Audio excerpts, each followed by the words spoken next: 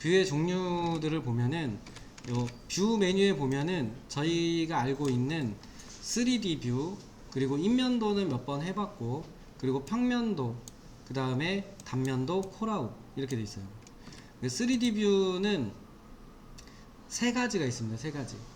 세 가지가 있는데, 보행 시선 같은 경우는 이제 뭐 트윈 모션 같은 거에서 쓰면 훨씬 유리하기 때문에 여기서는 간단하게만 좀 설명드려 볼게요.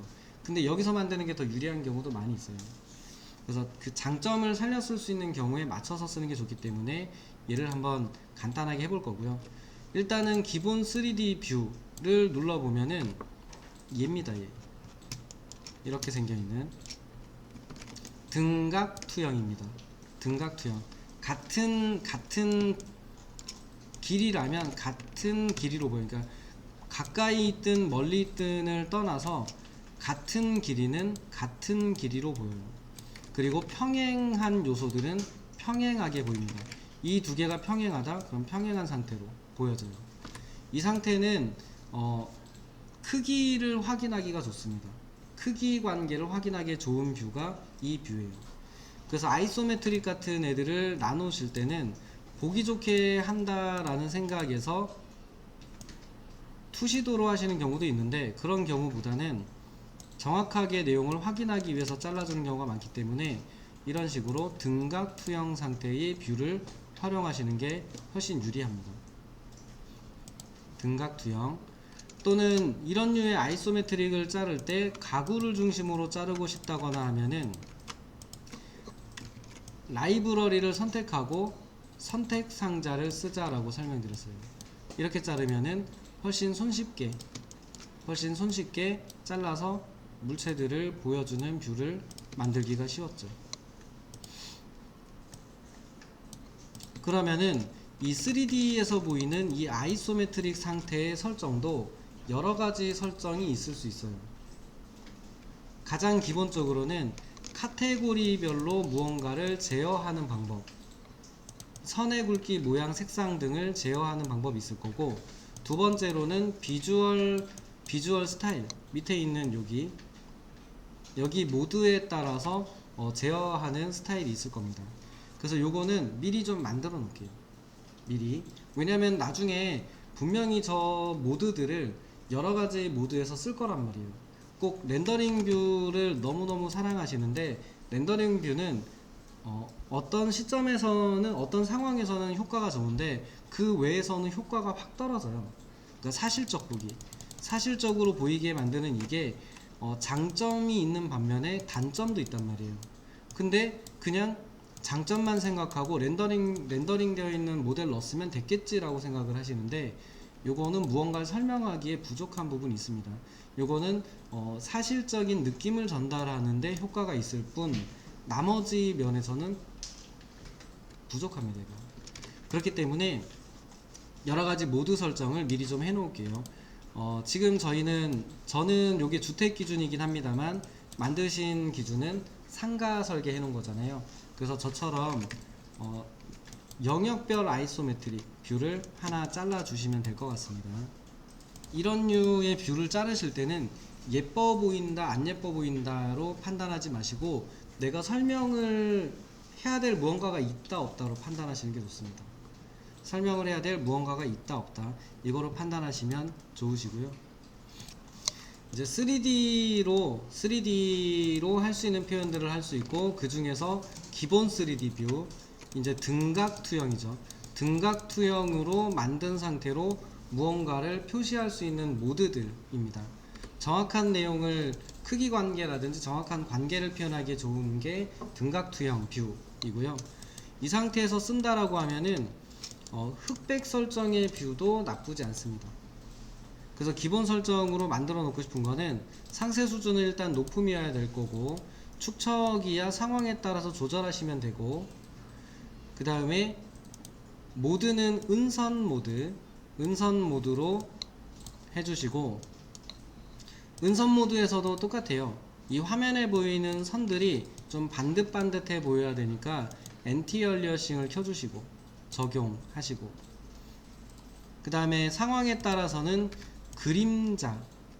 그림자도 적용해서 쓰면 좋습니다.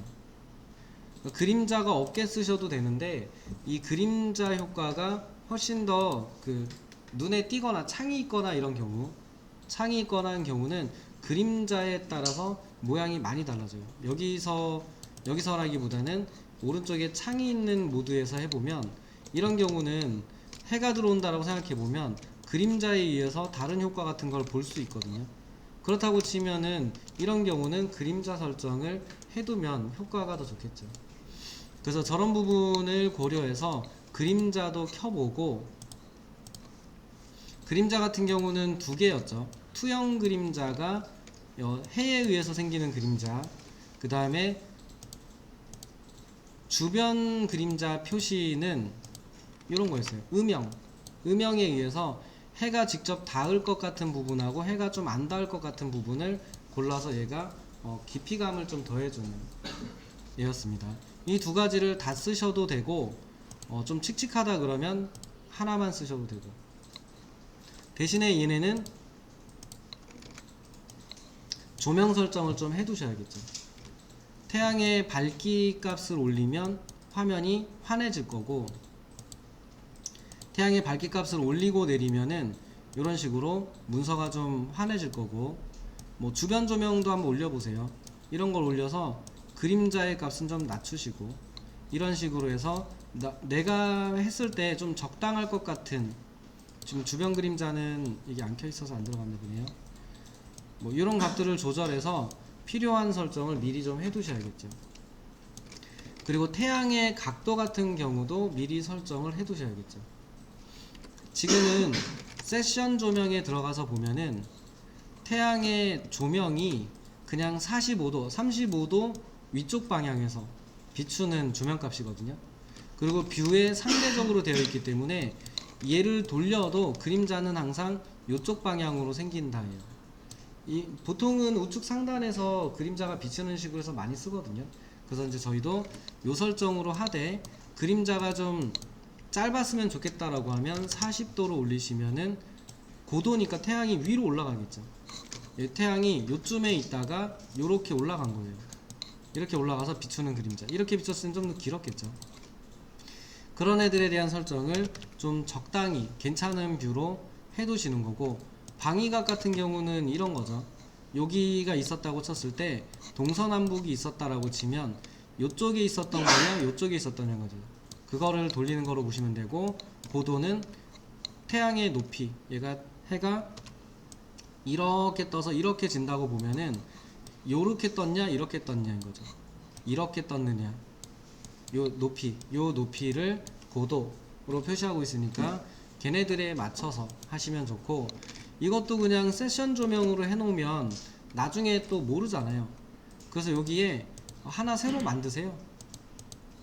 밑에 오셔가지고 우측 상단이라고 되어 있는 요거를 복제하신 다음에 요거를 뭐 아이소 기본 우측 상단 조명 하나 만들어 두시면 나중에 쓰실 수 있죠.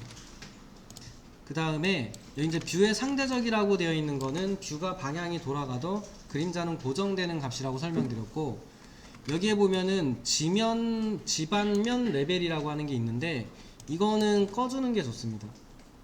왜 꺼주는 게 좋냐면, 여기 밑에 부분에 보면 그림자가 허공에 떠 있어요. 허공에 떠 있는데 바닥면이 없는 경우, 바닥에 그림자가 맺혀질 물체가 없는 경우에 여기에 체크되어 있는 레벨에 바닥이 있다라는 가정하에 거기다 그림자를 만들어 주세요라는 뜻이에요. 이거는 꺼주면 이렇게 돼요. 딱 물체에만 그림자가 생기죠.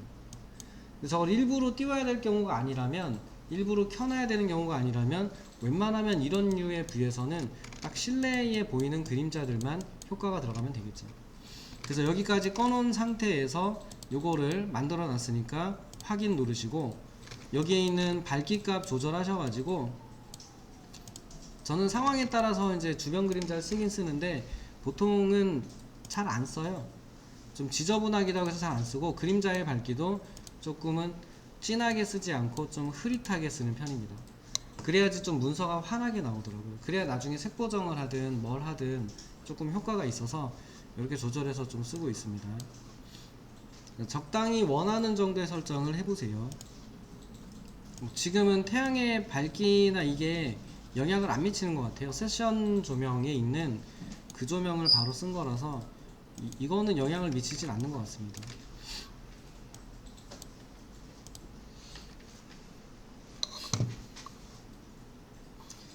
그래서 이 정도 설정으로 이제 조명도 했고, 그리고 이제 이거는 흑백 표현에서만 쓸 수 있는 건 아닌데 이 모드가 기본이에요. 이 모드가 기본이고, 여기에다가 내가 어떤 배경색 같은 걸 넣어서 바로 포토샵 같은 거 안 쓰고 바로 하겠다 그러면 배경에 대한 설정도 미리 해 놓을 수 있겠죠. 이 부분은 평면동가 하면서 해봤었죠. 그래서 그 부분에 필요한 것도 있다 그러면 이런 설정도 같이 하셔가지고 만들어서 쓰시면 미리 저장해 놓으면 효과적으로 쓸 수 있습니다. 물론 이제 포토샵으로 넘겨서 편집을 할 거다라고 생각해 보면 배경 없는 게 낫겠죠. 왜냐하면 흰색 부분을 쉽게 잘라낼 수 있잖아요. 그래서 그런 경우다 그러면 배경은 안 쓰는 게 더 나을 수 있습니다. 근데 이제 저는 이제 해놓는 템플릿을 좀 몇 개 써요. 왜냐면 일하다 보면 그런 거 신경 안 쓰고 바로 레빗에서 바로 만들어서 바로 처리해야 될 경우도 있거든요. 그리고 가급적이면 사실 그런 애들은 여러 프로그램을 안 쓰고 처리할 수 있으면 좋잖아요. 그래서 한두 개 정도는 좀 만들어 놓고 쓰는 편이긴 합니다.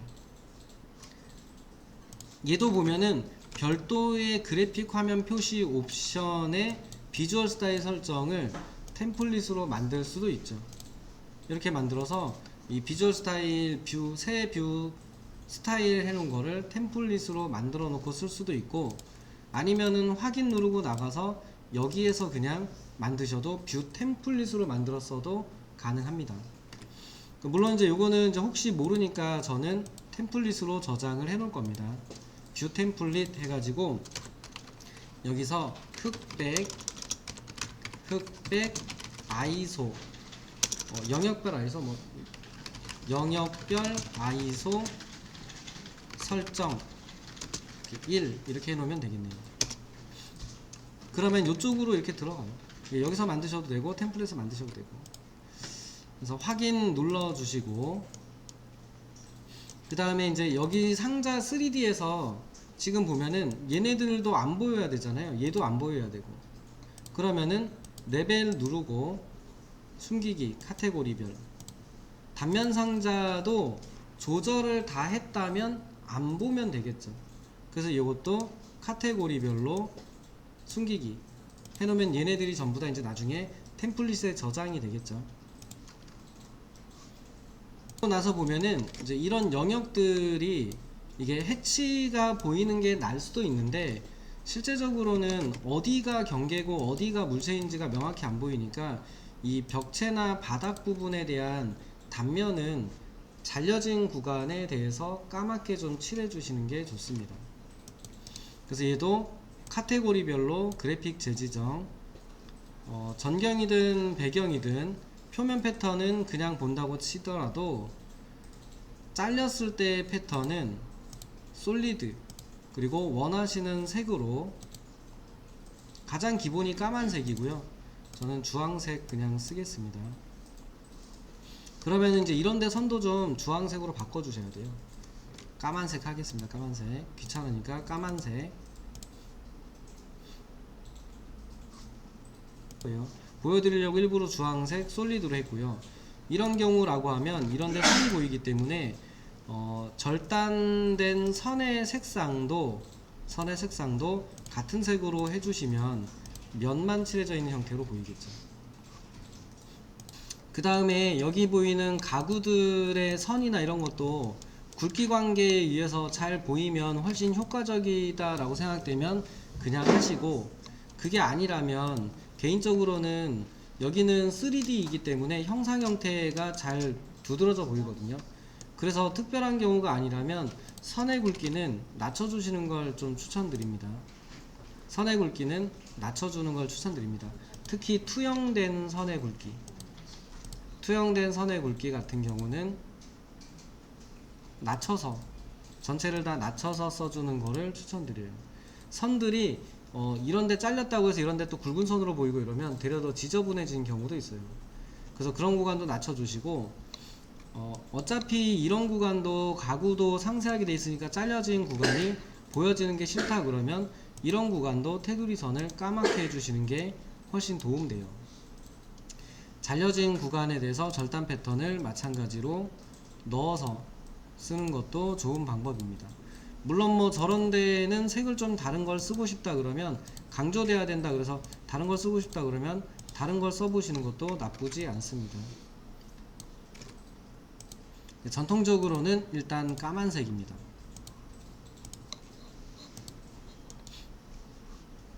그래서 기본적인 그 흑백의 설정으로 요 정도면은 나쁘지 않고요. 뭐 태양을 켠다 끈다 이런 거 조절하셔가지고 나중에 조금 더 보완해서 쓰시면 괜찮을 것 같고 이렇습니다. 그래서 이 설정이 괜찮다면 저장하셔야죠. 템플릿 작성 하셔도 되고, 아니면은 뭐 설정 아까 해놨으니까 바꿔도 되고. 이거는 이제 아이소 아까 했던 이름으로 해서 바꿀게요. 아이소 메트릭 영역별 아이소, 영역별 아이소메트리 이렇게 만들면 됩니다. 기본 설정 2 이렇게 저장해 놓으면 되겠네요. 흑백 이런 거 접으시고, 흑류에서 할 수 있는 약간 응용한 버전도 있어요. 그래픽 화면 표시 옵션에 가면은 스케치선에 연필 스케치선 사용하는 요것도 괜찮은 모드입니다. 그래서 요거는 지터라고 하는 거는 선의 모양을 흔들어주는 게 지터고요. 그 다음에 확장이라고 하는 거는 저희가 연필로 뭔가 그릴 때 이렇게 해서 그 추가적인 선들 이렇게 삐져나가잖아요. 얘네들의 모양을 만들어주는 게 확장입니다. 이런 식으로 만들어서 연필 스케치 느낌으로 만들어 쓰는 것도 가능해요. 이런 설정에서도 이제 원하시는 대로 효과들 좀 주시고 쓰시면 적당히 좀 다른 효과 느낌을 낼 수 있습니다. 이런 애들은 메인으로 쓰기는 애매할 수 있는데 배경 같은 거로 쓴다 그러면 상당히 효과가 좋습니다. 매우 흐릿하게 내려서 배경 같은 거로 쓰시면 문서에 있는 어딘가 모서리 부분에 이렇게, 얘가 문서라고 치면은 모서리 같은 데에다가 이렇게 뭐 안내 같은 용도로 쓰든지, 아니면 배경에다가 이렇게 깔아 가지고 매우 흐릿하게 만들어서 내가 표현해야 되는 어떤 내용을 쓰는 배경으로 쓴다든지, 저런 경우로 쓰면 굉장히 효과가 좋아요. 그래서 저런 뷰들도 한 개의 뷰지만 스타일을 바꿔버리면 여기저기에 활용할 수 있거든요. 그래서 스타일은 만들어 놓으면 좋습니다. 일단은 만약에 배경 같은 거로 쓸 것 같다 그러면 약간 좀 흐릿한 효과가 들어가야겠네요. 그러면은 비주얼리티 그래픽에 가서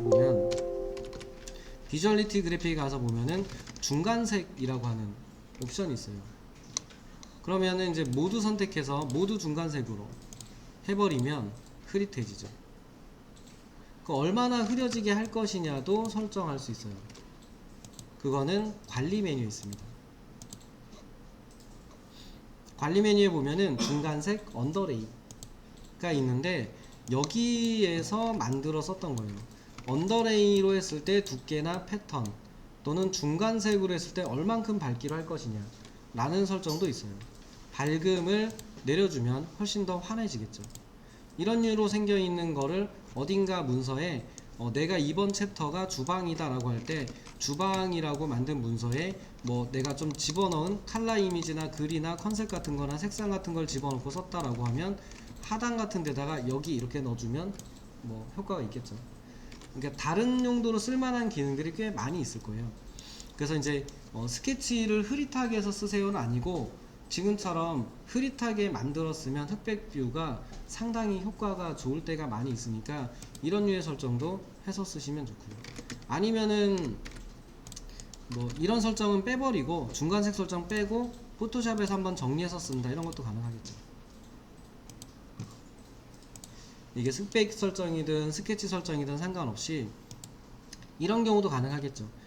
벽체 바닥 천장 부분만 흐릿하게 하고 가구 부분만 선명하게 쓴다, 이런 것도 강조가 될 거잖아요.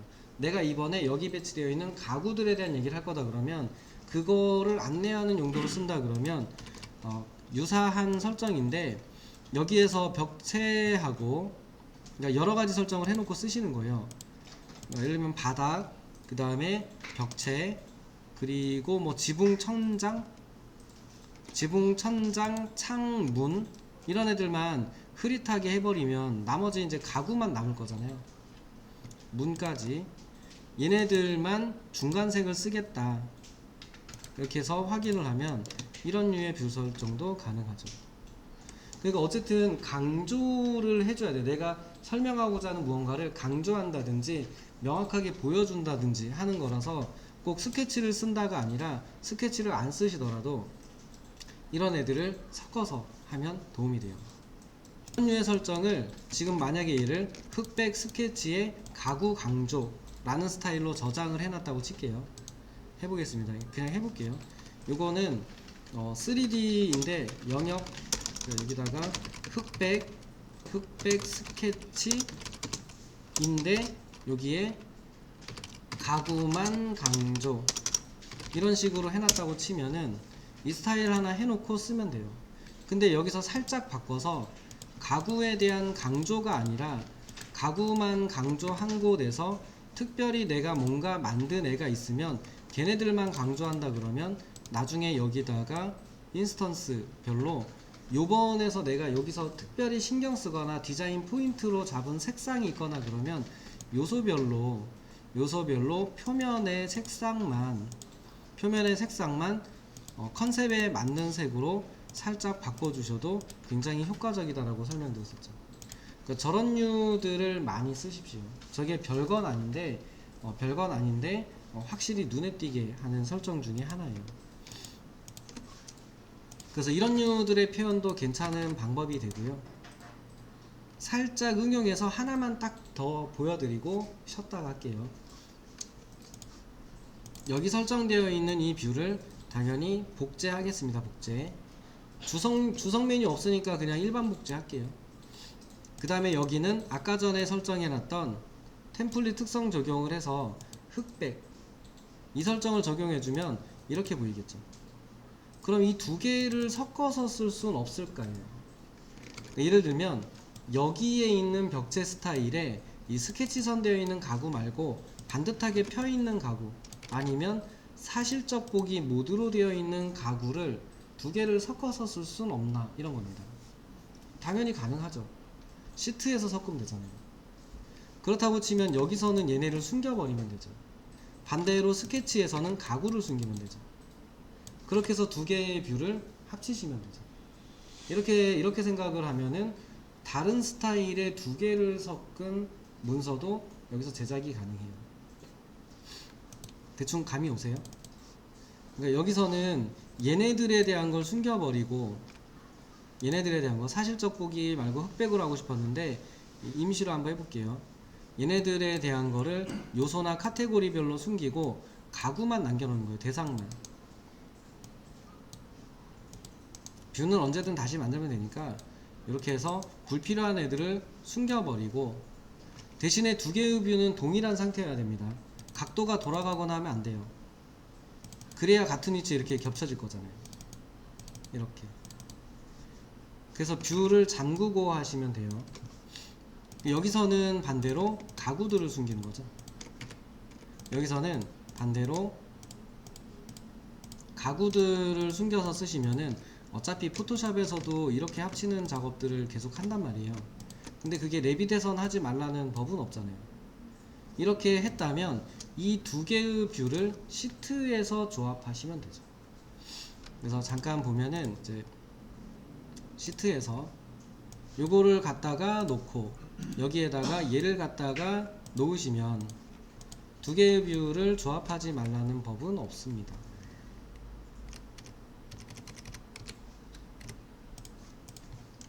가능한 표현 방법이에요.